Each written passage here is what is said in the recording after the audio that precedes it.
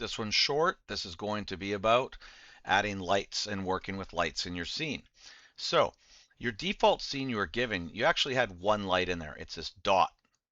And it could be hard to find, so if you have trouble finding it, you could always go over here to your outliner window, look down, and you'll eventually see something called light.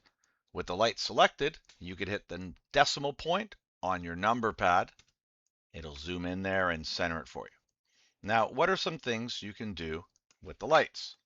Well, with the lights, you can adjust them down here. So on the tabs, go all the way down, and when you have a light selected, you're going to see a tab called Data. And when you have a light selected, the Data tab looks like a light bulb. And you can see here it says it's a point light, and it has a color, right? And it has a power. So, you could do things like change the color, and you can see how it changes the mood or the way colors are going to look in your scene, because it is like real light. Different light shine on objects will change the way they look. And you can definitely change the power. So let's say I step this up to 9,999, enter. Obviously gets a lot brighter. You can click and drag to change the power, but with big values, it's fairly slow, right? So I'm going to go back to 1,000, and that gives me a little bit of light.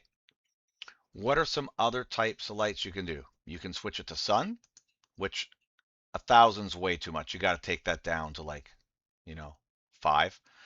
But sun shines everywhere from above. Spotlight. Spotlight's pretty good. You can see here that my spotlight, you can move it. It looks like a spotlight. And I'll just show you some spotlight settings here. Let me make this a little higher. Spotlight setting, power. Let me pump it up to 2,000. You can see here I have a beam shape, so I can increase or decrease the beam, right? And more important, I like the blend. That when you have it set to blend, instead of being a hard line, you get a smoother transition, right?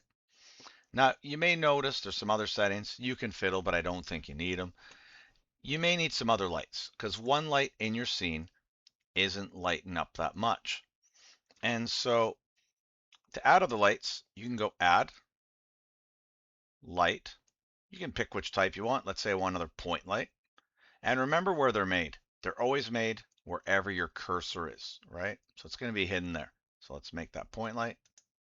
There it is. And remember, it's already selected too when you make it.